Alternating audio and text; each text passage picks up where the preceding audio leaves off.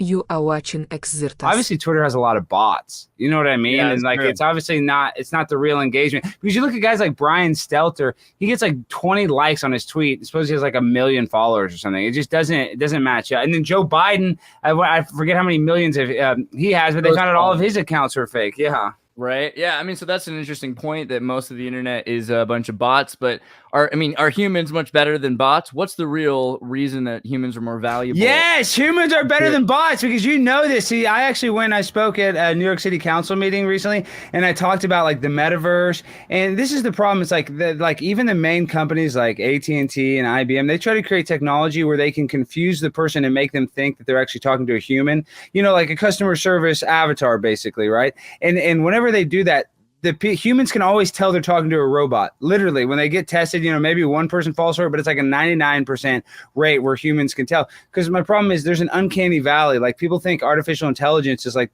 to the ability to recreate you and me. They'll never be able to recreate you and me, but they'll be able to recreate a machine that can use information to predict things that might be accurate, but they can never make you and me sound like you and me. It'll never be that natural, in my opinion. So that's a thought I also was thinking about. So AI is supposed to be software, right? And robots are hardware. We've got like puppets. I'm going to 3D print like a robot, but it's just a puppet for the AI. But then again, aren't I just a meat puppet? So could you put AI, could you erase the data like, or have a child that doesn't have any mind yet and put AI in a human? And what would that be like? Well, see, that's kind of different. I mean, the idea that you can link up a human with a computer, yeah, I think that's totally different than creating a human, creating it from scratch. I think that probably is the future. It's like I'm wearing a watch, and I think Elon Musk talks about it too. It's like your computing time with your thumb is point whatever seconds, and as human beings, our technology will only get more integrated in our body. So I think you're right. Like we will be cyberkinetic. We'll be like Terminators, half human, half robot. Man, I mean, so at that point, though, if AI can use our bodies to calculate feelings and AI has feelings, will that mean AI is like, will it transcend into something more legit? Or, I mean, does it get Well, to I have don't the know. spirit I of mean, God, you know? Well, this is what they say. I forget who said it, but it's a really smart person that humans are the sex organs of machines. So they couldn't procreate without us because we create them. So they kind of need us. And if they were smart, yeah, they would be like a parasite and they would infect us. And that's how they would, become, that's how they would create more and more robots if they took us over. My God. All right. So what about CERN? What about CERN? CERN's been going on and there's like Well, I 6,000 can't, crazy things. I know, and then you see, Shinzo Abe just died, and you can Yeah. just tell, like, dude. But I think you're similar to this. Like, I'm all about vibrational energy, like being high vibrational or low vibrational. And right now, society's in like the lowest vibrational state that I think it's been in a long time. Not just the inflation, not just like the fact that gas is so expensive, but I think people are like almost starting to feel hopeless about the future, and I think that is causing people to feel really, really overwhelmingly negative. Oh my God. I mean, I've seen it in so many places, especially like looking at, Shinzo Abe's assassination. It's caused everyone to freak out around the world because he's like Franz Ferdinand. It's we remember World War I and we think, hey, this could be and he did the most to try to stop the Taiwan Strait invasion, which is now, of course, today they've gone across and China's invading Taiwan, basically. So, I mean, I don't know. Do you think it's all just when you say vibrations, like how much does a Schumann resonance do you think impact all this? Or are we doing it, or is the resonance doing it to us?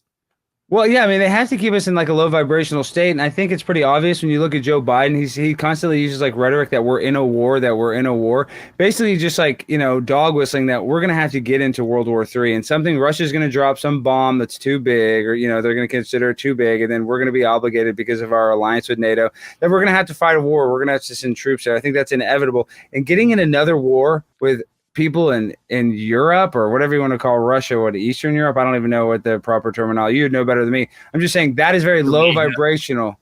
I mean, Eurasia. Yeah. I mean, it's just, dude, we're going to get in another war for nothing for bankers about imaginary lines in the sand. And I'm not saying Ukraine should forfeit, but if Russia just wants some land in between the border, give Russia the land. It's like, why don't they just do it and save some lives? And we can still give you your $40 billion. I mean, we're just giving them so much money because what they're going to do is we're going to give them so much money where it'll be a waste of money if we don't, get involved in the war because we've already given them so much. Right. But at the same time, you look at, a little bit further along, like Taiwan. So do we do the same? Do we give, because the next one is going to be Taiwan. Are we going to give Taiwan to communist China, like PRC? No, and we're gonna have to get in and defend Taiwan, probably, don't you think? Or, but see, Yeah. the thing is, we're so dependent on China when it comes to like computer chips and so much technology that we don't even know about, whether it's like parts for a washing machine. So it's like, dude, when they talk about the shortages or like the food supply shortages, we have to almost capitulate to China, even though their economy is dying right now, because we need them. So it's like we can't survive without them, dude. So you studied you've Conspiracy Castle, you study a lot of conspiracies in general, and you've heard a lot of people that have done testimonies about the way they think the world is run. Who runs the world? You're now looking at them closer and shaking hands with people. What do you think is actually happening? Well, people like to always say it's like the Jewish Illuminati, which I don't think necessarily true, because you look at the Catholic Church, you look at like there's a lot of influences. But for me, I think the broad definition would be the multinational corporations that rule the world, because these corporations are everywhere. Like Apple is a global company. I mean, you look at, whether it's Halliburton, whether it's any of these, even the financial companies, these are worldwide companies, and they can buy and sell these politicians. And America is the biggest domino. If they can make America fall down, everything else will. And this is why I don't think we have a lot of hope, because we live in a society now, Andreas, where they can say there's a new thing called sudden adult death syndrome, and nobody says a word. And so that's a corporation making it where you and I can't talk about it. We can't say what's actually causing that, or we'll get deplatformed. So we're literally fighting. We can tell people, by the way, though, this is important to say, that sudden adult death syndrome now is a thing that's being studied and exists. And, data is yeah, so you should know that it exists. Sudden death. Yeah, but we can't talk about the elephant in the room. No, we can't talk do about that. Yeah, But the thing is, the elephant is so big. The elephant's so big and so loud, and it's crapping everywhere, and it's kicking people. So it's kind of like, even if you don't say it, you still know it's there. Well, we have to be kind of careful with what we say, because we're on YouTube. But like, dude, I've gotten such a dark place last night. I was reading about how about 60 National Guard and Reserve Army, lost their job and all their benefits because they didn't get, inoculated. And dude, and so I went on Reddit, which is like the most, lefty thing ever. And dude, the people cheerleading it were like, good, I'm so happy. They're not protecting and serving. Dude, we're like, and y'all can't even realize that it doesn't even stop. It doesn't even do the job that it's supposed to do, And so these people are just, no amount of evidence can convince an idiot. And I think that's where we're at, where you can give them all the evidence that the elephant can literally crap on them. But if the government says, oh, that's just, that's chocolate cake. So, people be like, oh, I love this cake.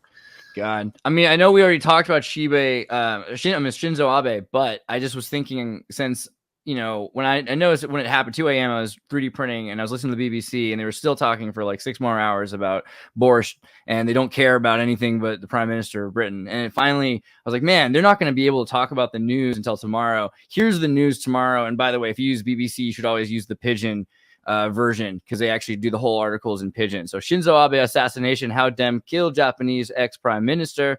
Shibe Abe de talk to voters outside Yamato Saijaji station moments before Dem shoot at him. Image caption, Abe de took to voters outside Yamato station. Yeah, you get the point. Basically, that's hilarious in Pigeon like that. So, but what does this mean? Like, I mean, our news, we wait so long for the news. We wait a day until the data is gone, and then all we have left is this, narrative. So, I mean, and then what are we doing? We're like on Twitter. We're the ones who are actually like in the news, now. What's real, and what do we do about like narrative control? Well, you got a good point, because like, I'm in the conspiracy world, and now I'm like kind of getting more in like the political sphere. So dude, it's because since I started off in the conspiracy world, but dude, it's so toxic, because you're never conspiratorial enough. You're never blaming, Israel enough. You're never blaming this country. You know what I mean? Seriously, that's where it gets. Like, if you don't hate these people, they're like, oh, well, you're a shill. And I'll be honest, like some stuff I've kind of have to become a shill about, stuff that I do believe that I don't really talk about publicly, because I'm getting a bigger audience, and I'll get like totally wrecked for, saying some of the opinions that I do think are true. So in a way, you kind of almost do have to shill if you want to get some sort of mainstream success. That's where we're at. So it's like, well, you can either just stay in the dark corner of the internet, but sometimes you kind of want to I want to wake people up, right? I want to make them question the reality in which we live in. I don't want them necessarily to agree with me. So not me pushing all of the thoughts that I believe to be true is not really my goal. You know, it'd be like, oh, this is what's causing this. I just kind of want people to ask the question and do the research on their own. So I guess my point being is like, we're in this conspiratorial type world where, you know, it's just a lot of infighting. And I think that's kind of like what's happening in this future. Like the left is eating its own for not being woke enough. And then the right is, you know, does a lot of cringy stuff too. It's just hard to find a happy balance in this day and age.